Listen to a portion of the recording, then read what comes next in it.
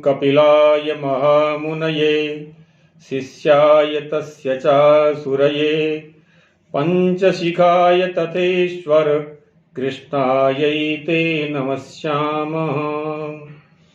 अजामेकां लोहितशुक्लकृष्णां भव्वी प्रजासृजमानां नमामः। अजायेतां जुषमाणां भजन्ते जहत्येनां भुक्तभोगां नुमस्ताम्। अद्य सांख्यकारिकायाः षष्ठः पाठः। पाठेऽस्मिन् आचार्य द्वितीय वर्षस्य सर्वासां छात्राणां भवतां भवतीनामत्र स्वागतम्। अधुना वयं सांख्यकारिकायाः इन्द्रियाणां किं कार्यम्, अंतःकरणस्य किं कार्यम् इति पठिष्यामः। डॉक्टर सत्यनारायण शर्मा, प्रोफेसर, राजकीय संस्कृत महाविद्यालय मनोहरपुरम। आचार्य द्वितीय वर्षस्य प्रथम प्रश्नपत्रे अनिवार्य प्रश्नपत्रे सांख्यकारिकायाः पाठे वयं पठितवन्तः यत् महत्तत्त्वस्य किं लक्षणं किञ्च कार्यम्, अहंकार तत्त्वस्य किं लक्षणं किञ्च कार्यम्, मनसः किं लक्षणं किञ्च कार्यम्। एवमेव पंचज्ञानेन्द्रियाणां पंचकर्मेन्द्रियाणां च लक्षणकार्यपूर्वकं वयं विवेचनं कृतवन्तः। अधुना तेषां कार्यसम्पादनं कथं भवति इति विवेचनमस्ति। इत्थं सांख्यकारिकायाः षष्ठः पाठः। त्रयोदश करणानि स्वक्रियां कथं सम्पादयन्ति, कस्य प्रेरणया च इति जिज्ञासायां सांख्यकारिकाकारः स्थापयति यत् स्वां स्वां प्रतिपद्यन्ते परस्पराकूत हेतुकां वृत्तिं पुरुषार्थ एव हेतुर्न केनचित् कार्यते करणम्। अर्थात करणानि परस्पर आकूत हेतुकां स्वां स्वां वृत्तिं प्रतिपद्यन्ते। अत्र पुरुषार्थ एव हेतुः केनचित् करणं न कार्यते। अर्थात करण अर्थात इंद्रिया परस्पर संकेतम अभिप्राय स्वस्व कार्यं कुर्वन्ति। यथा चक्षुः श्रोत्रादीनां दर्शन श्रवणादिकं ज्ञात्वा अभिप्रायम् अवगम्य मनः संकल्प विकल्पम अहंकारः स्वः महत्त्वं समीक्ष्य बुद्धिः निर्णयं निश्चयं वा करोति। इत्थं स्व यन्नियतं कार्यमस्ति तत्तत् साधयन्ति। अर्थात एक दूसरे के कार्य को ध्यान में रख करके ये सभी अपने अपने कार्य का संपादन करते हैं। परस्पर आकूत हेतुकाम वृत्तिम अर्थात एक दूसरे के कार्य को ध्यान में रख करके अनुमान पूर्वक अपने अपने कार्य का संपादन करते हैं। इस कार्य में पुरुषार्थ एवं हेतु, इस कार्य में केवल पुरुष का जो मूल प्रयोजन है, अर्थात पुरुष का मूल प्रयोजन का है मोक्ष प्राप्ति अथवा दुख निवारण। इत्थं पुरुषस्य यत् मूल प्रयोजनम दुख निवारणम कैवल्य प्राप्ति ही मोक्ष प्राप्तिरेव मूल प्रयोजनम इति कारणम। इत्येव कारणमस्ति। पुरुषस्य प्रयोजन सिद्धि एव कारणम अन्य कारणम नास्ति इति।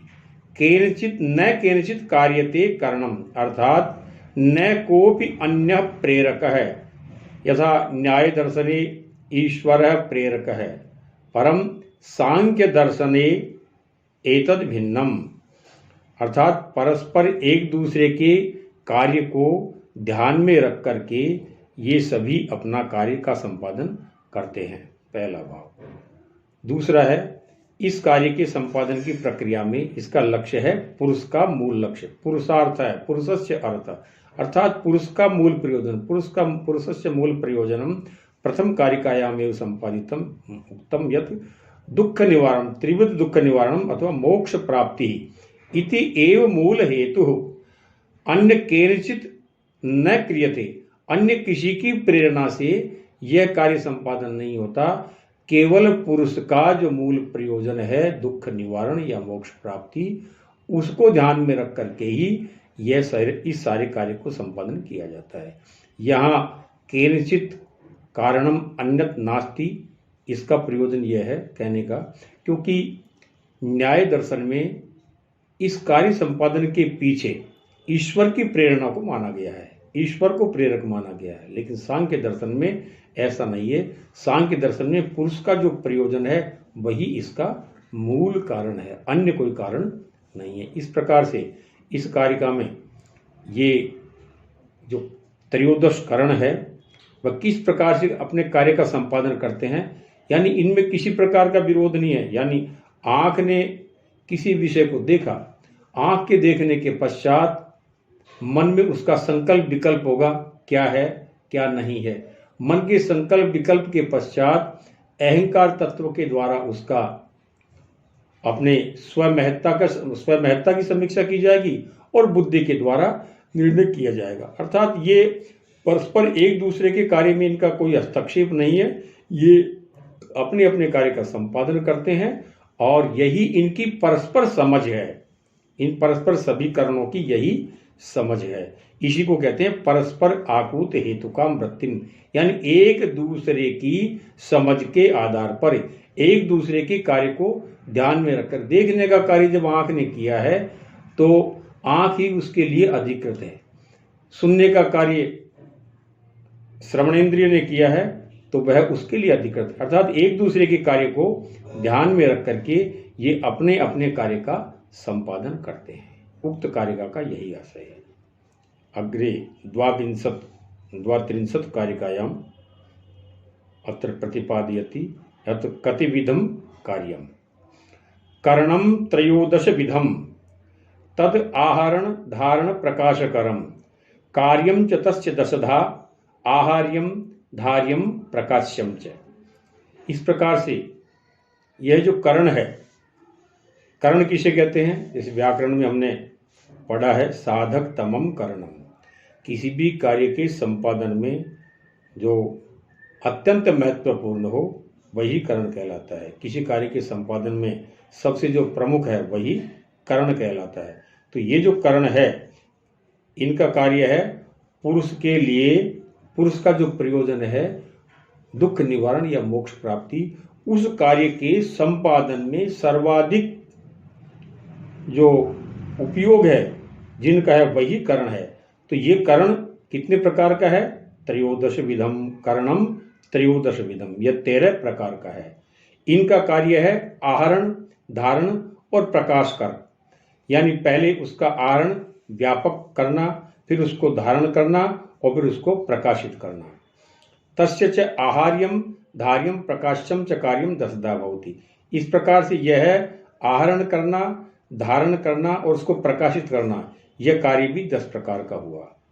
तो आहरण से तात्पर्य यहाँ वस्तुओं का ज्ञान, अर्थात वस्तूनाम ज्ञानम, इंद्रियाणाम कार्यम अस्ति, ज्ञानेन्द्रियाणाम ग्रहणम, धारणम मनसः अहंकार्यो कार्य, अर्थात मन और अहंकार का जो कार्य है वह है उसको धारण करना, और उसको प्रकाशित करना, उस पर निर्णय करना, यह बुद्धि का कार्य है। इस प्रकार से कार्य 10 प्रकार का है, 5 ज्ञानेन्द्रियों का है और 5 कर्मेंद्रियों का। यानी चक्षु श्रोत्र घ्राण रसनात्वक इति 5 ज्ञानेन्द्रियाणाम, वाक् पाणि पाद पायु उपस्थ इति 5 कर्मेंद्रियाणाम कार्यम। इस प्रकार से 13 प्रकार का जो करण हुआ, जिसमें 5 ज्ञानेन्द्रिय, 5 कर्मेंद्रिय और मन, बुद्धि और अहंकार, ये 13 जो करण है ये 13 प्रकार का है। करणम त्रयोदश विधम, ये 13 प्रकार का जो करण है इनका कार्य है आहरण करना, धारण करना, प्रकाशित करना। तो इस प्रकार से ये आहरण, धारण और प्रकाशन, यह भी 10 प्रकार का कार्य हुआ जो ज्ञानेन्द्रिय और कर्मेंद्रियों के द्वारा संपादित किया जाता है। तो यहाँ जो 10धा जो कार्य है, 10 प्रकार का जो कार्य है वह बहिरेंद्रिय अर्थात 5 ज्ञानेन्द्रिय और 5 कर्मेंद्रिय, इनके द्वारा इसका संपादन किया जाता है। तो यहाँ करण से तात्पर्य तो यही है कि जो पुरुषस्य आत्यंतिक रूपेण दुख निवारणे यत् साधनम तत्करणम। अतः तत्र पंच ज्ञानेन्द्रियाणि पंच कर्मेन्द्रियाणि मनः अहंकारः महत् अर्थात बुद्धिश्च इति अंतःकरणम इत्थम त्रयोदश विधकरणम। इत्थम त्रयोदश करणानां नामोल्लेख पूर्वकम ज्ञानम यत् पंच ज्ञानेन्द्रियाणि पंच कर्मेन्द्रियाणि त्रीणि च अंतःकरण अर्थात मनः अहंकारः बुद्धिश्च इति अंतःकरणम। इत्थम त्रयोदश करणानां कार्यम आहार्यम धारणम प्रकाशनम च। अर्थात ज्ञानेन्द्रिय के द्वारा उसका आहरण करना, मन और अहंकार के द्वारा उसको धारण करना, समीक्षा करना, और बुद्धि तत्व के द्वारा उसको प्रकाशित करना, उसका निर्णय करना। तो यह का और फिर उस निर्णय होने के पश्चात जो कार्य किया जाएगा वह 10 प्रकार का, अर्थात 5 ज्ञानेन्द्रिय और 5 कर्मेंद्रिय उसके कार्य को आदि बुद्धि के निर्णय के पश्चात जो आदेश होता है उसको 5 ज्ञानेन्द्रियों के द्वारा और 5 कर्मेंद्रियों के द्वारा संपादित किया जाता है। इस प्रकार से यह 10 प्रकार का कार्य हुआ। तो ये आहार्य, धारण और प्रकाश्य, ये भी 5 प्रकार का हुआ, 10 प्रकार का हुआ। तो यहाँ यह 32वीं कारिका में 13 प्रकार का करण और उसके आहरण, धारण और प्रकाशन तथा पंच ज्ञानेन्द्रिय और पंच कर्मेंद्रियों का 10 प्रकार का यह कार्य उक्त विषय का संपादन किया गया है। अग्रिम कारिका में हम यह संपादित करेंगे 33वीं कारिका में इन्हीं एतेषामेव त्रयोदश करणानां कार्यं प्रतिपादयति। अंतःकरणं त्रिविधम् दशधा बाह्यं त्रयस्य विषयाख्यं सांप्रतकालं बाह्यं त्रिकालम आभ्यंतरम करणम। तो हमने जो त्रयोदश करण है उसका उल्लेख पिछली कारिका में किया है। अब यह त्रयोदश जो करण है इनका और स्पष्ट यहाँ समझाया गया है कि अंतःकरणम त्रिविधम। इन त्रयोदश में से जो 3 है वह अंतःकरण नाम से जाने जाते हैं। अंतःकरणम, उनको अंतःकरण कहते हैं क्योंकि वो अंदर रहने वाले हैं, अर्थात मन, बुद्धि और अहंकार, इनको अंतःकरण कहते हैं। दशदा बाह्यम, और जो बाह्य करण है वो 10 प्रकार के हैं। इन त्रयोदश 13 करणों में 3 अंतःकरण है जो आंतरिक है, मन, बुद्धि और अहंकार, तथा 10 बाह्य करण है अर्थात पंच ज्ञानेन्द्रिय और पंच कर्मेंद्रिय। तो ये दशदा बाह्यम, ये 10 प्रकार का ये बहिरेंद्रिय है। त्रयस्य विषयाख्यम, ये दशदा बाह्य जो बताया है बाह्यकरण अर्थात पंच ज्ञानेन्द्रिय और पंच कर्मेंद्रिय, ये 10 प्रकार की इंद्रिय त्रयस्य विषयाख्यम, तीनों के अर्थात मन, बुद्धि और अहंकार के लिए विषयों का उपस्थापन करती है। पंच ज्ञानेन्द्रिय और पंच कर्मेंद्रिय के द्वारा त्रयस्य यानी तीनों के विषय, तीनों कौन? अंतःकरण, अंतःकरण अर्थात मन, अहंकार और बुद्धि अर्थात महत् तत्व, इन तीनों के जो विषय है उन विषयों का स्थापन इन बाह्य इंद्रियों के द्वारा किया जाता है। अब इनमें सांप्रत कालम बाह्यम, ये जो 10 प्रकार के बाह्य हैं अर्थात पंच ज्ञानेन्द्रिय और पंच कर्मेंद्रिय, इनका कार्य सांप्रत कालम अर्थात तत्कालीन समय का होता है, अर्थात वर्तमान समय का होता है। क्योंकि नेत्रों की जो सामर्थ्य है वो तत्कालीन विषय को ही देखने की हो सकती है, वो भूत के विषय को या भविष्य के विषय का प्रत्यक्षीकरण नहीं कर सकती। किसी भी प्रकार की, जैसे महाभारत काल की कोई ध्वनि है तो उसको वर्तमान में श्रवण इंद्रिय नहीं सुन सकती, या आंखों के द्वारा उसको नहीं देखा जा सकता। तो इनका 10 प्रकार की इंद्रियों का जो कार्य है वह सांप्रतकालिक होता है, यानी वर्तमान कालगत होता है। लेकिन त्रिकालम आभ्यंतरम करणम, जो अंतःकरण है अर्थात मन, अहंकार और बुद्धि, इनका जो कार्य है वह त्रिकाल अर्थात तीनों कालों में इनका गमन होता है, तीनों कालों में इनकी सामर्थ्य होती है। यानी स्पष्ट रूप से यह है कि ज्ञानेन्द्रिय और कर्मेंद्रिय केवल वर्तमान कालिक विषय का ही उपस्थापन करती है, उसी में वही उनका कार्यक्षेत्र है। लेकिन मन, अहंकार और बुद्धि का जो कार्यक्षेत्र है वह भूत, भविष्य, वर्तमान तीनों कालों तक इनका प्रवेश है। जैसे मन है, भूतकाल के बारे में भी सोचता है, विचार करता है तथा भविष्य के बारे में विचार करता है। उसी प्रकार से बुद्धि का है और उसी प्रकार से अहंकार का है।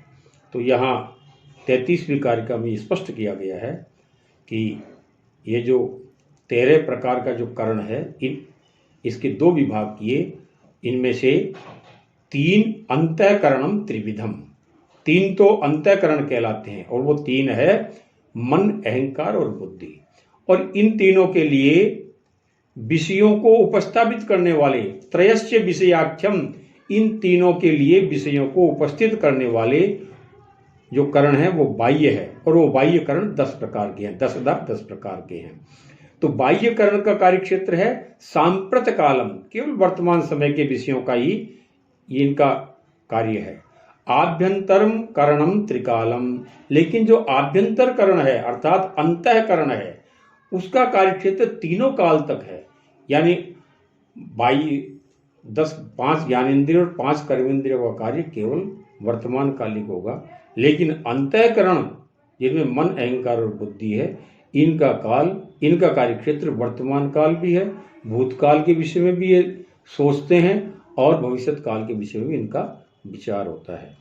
तो यहाँ ये स्पष्ट हुआ कि 3 अंतःकरण है और ये 10 बाह्य करण है। इस प्रकार से 13 करणों के बारे में स्पष्ट किया। तो अंतःकरणस्य कृते विषयम स्थापयति अर्थात त्रयस्य विषयाख्यम अर्थात 5 ज्ञानेन्द्रियाणि 5 कर्मेन्द्रियाणि च त्रयस्य विषयाख्यम अर्थात अंतःकरणस्य कृते विषयम स्थापयति। तो मन, बुद्धि एवं अहंकार में उन्हीं विषयों का चिंतन मनन होता है जिन विषयों का उपस्थापन ज्ञानेन्द्रिय अथवा कर्मेंद्रियों के द्वारा किया जाता है। मन प्रत्यक्ष रूप से किसी विषय पर विचार नहीं करता, जिस विषय को ज्ञानेन्द्रिय रख देती है। ज्ञानेन्द्रिय ने, आंख ने किसी को देखा तो देखने के बाद मन उस पर विचार करेगा, अर्थात मन के लिए विषय की स्थापना किसने की? ज्ञानेन्द्रिय ने। तो इसीलिए इन 10 इंद्रियों को त्रयस्य विषयाख्यम अर्थात इनके लिए विषय को उपस्थित करने वाली, आंख जो देखती है, कान जो सुनता है और अंतःकरण उन्हीं विषयों पर समीक्षा करता है, उन्हीं विषयों को निश्चय के क्षेत्र में लेता है। तो यहाँ जो शब्द आया बाह्यम दशधा कि बाह्य 10 प्रकार के हैं, तो बाह्य से तात्पर्य बाह्यकरण अर्थात 5 कर्मेंद्रियाणि 5 ज्ञानेन्द्रियाणि से। तो बहिरिंद्रिय, एक तीसरी विशेषता इसकी आई है कि सांप्रत कालम बाह्यम, इसका तात्पर्य है कि बहिरिंद्रियाणि केवलम वर्तमान काल से विषयमेव पश्यति शृणोति न तो भूतकालम न च भविष्यमिति, भविष्य काल से अथवा भूतकाल से विषयम न तो पश्यति न च शृणोति। परम अंतःकरणम त्रिषु लोकेषु त्रिकालेषु सर्वत्र विचरति। अंतःकरणस्य कार्यम अर्थात मनसः अहंकारस्य बुद्धेः कार्यम तु त्रिकाल अबाधितम अस्ति अर्थात भूतकालेपि वर्तमानकालेपि भविष्यकालेपि। परम 10 करणानां 5 ज्ञानेन्द्रियाणां 5 कर्मेन्द्रियाणां कार्यम केवलम वर्तमान कालिकम एव भवति इत्येव अस्यां कारिकायां स्थापितम। तो इस कारिका के 3 विषय इसमें स्थापित किए गए हैं कि जो त्रयोदश विधकरण पिछली कारिका में बताया था, उस त्रयोदश विधकरण को यानी 13 प्रकार के करण को 2 भागों में बांटा, एक अंतःकरण और एक बाह्यकरण। अंतःकरण में 3 तत्व आए अर्थात मन, अहंकार और बुद्धि, और बाह्यकरण में 10 हैं, अर्थात पंच ज्ञानेंद्रिय और पंच कर्मेंद्रिय। इसमें पंच ज्ञानेंद्रिय और पंच कर्मेंद्रिय ही अंतःकरण के लिए विषयों को उपस्थापित करते हैं। तो तीसरी बात इसमें स्पष्ट की है कि जो बाह्य करण है, पंच ज्ञानेंद्रिय और पंच कर्मेंद्रिय, ये केवल वर्तमान काल में ही इनकी सामर्थ्य है, न तो भूतकाल को देख सकते न भविष्य काल को देख सकते। इस प्रकार से और अंतःकरण की सामर्थ्य बताई कि अंतःकरण तीनों काल तक इसका सामर्थ्य, यानी भूतकाल को भी ये देख भूतकाल के विषय में भी चिंतन करता है अंतःकरण, और भविष्य काल के विषय में चिंतन करता है। तो ये दोनों में अंतर बताया। अग्रिम कारिका में इंद्रियों के विषयों का, इंद्रियों का जो कार्य है उसी का निरूपण किया गया है। बुद्धीन्द्रियाणि तेषां पंच विशेष अविशेष विषयाणि वाग् भवति शब्द विषया शेषाणि तो पंच विषयाणि। तेषां पंच बुद्धीन्द्रियाणि, तो इसमें जो 5 बुद्धीन्द्रिय, तो बुद्धि से तात्पर्य यहाँ ज्ञानेन्द्रिय, तो पंच ज्ञानेन्द्रियाणि, इनके जो कार्य है वो विशेष और अविशेष। इसमें से जो वाक है उसका शब्द का विषय होता है, शब्द का कार्य, यानी शब्द को बोलना, और शेष जो है उनका उन शेषों के जो पंच विषय होते हैं। तो यहाँ ज्ञानेन्द्रियों का जो विषय है, यानी ज्ञानेन्द्रिय यानी बुद्धिन्द्रिय, तो यहाँ ज्ञानेन्द्रियों के लिए जो शब्द आया वो आया बुद्धिन्द्रिय। तो ध्यान में रखना है कि बुद्धिन्द्रियाणाम अर्थात ज्ञानेन्द्रियाणाम विषय विशेष है, अर्थात पंच महाभूतानि, पंच महाभूत इनके विषय होते हैं। पृथ्वी जल अग्नि वायु आकाश, ये ही इनके द्वारा देखे जाते हैं, स्पर्श किए जाते हैं, सुने जाते हैं।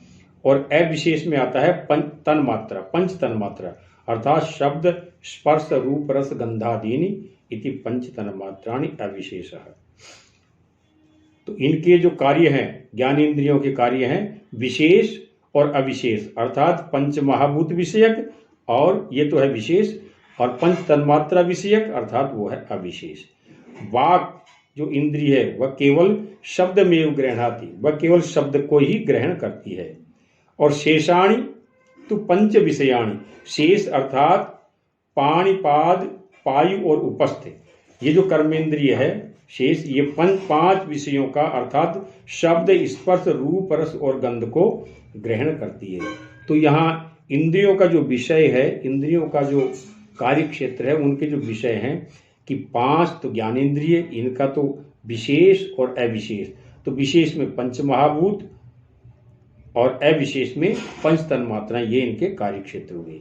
आगे कर्मेंद्रिय, ये तो ज्ञानेन्द्रियों का विषय हुआ। आगे कर्मेंद्रियों के लिए बताया गया है कि वाणी वाक का तो केवल शब्द ही विषय होता है, और शेष जो 4 बचे हैं उनमें पाणि पाद पायु और उपस्थ जो कर्मेंद्रिय है शेष, उनके 5 विषय अर्थात शब्द स्पर्श रूप रस गंध सारे ही उनके विषय होते हैं।